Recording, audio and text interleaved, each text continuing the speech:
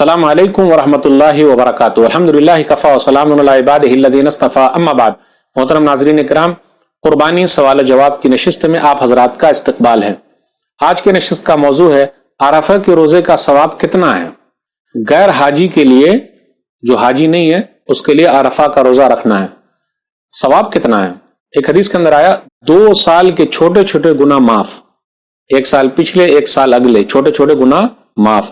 حدیث کے اندر آیا صحیح مسلم کتاب الصیام حدیث نمبر 1162، ابو قتادہ انصاری رضی اللہ تعالیٰ عنہ کہتے ہیں کہ نبی صلی اللہ علیہ وسلم سے پوچھا تو نبی صلی اللہ علیہ وسلم نے فرمایا یکفر السنۃ الماضیہ والباقیہ، کہ جس نے بھی عرفہ کا روزہ رکھا تو پچھلے 1 سال کے اور آئندہ 1 سال کے گناہ معاف۔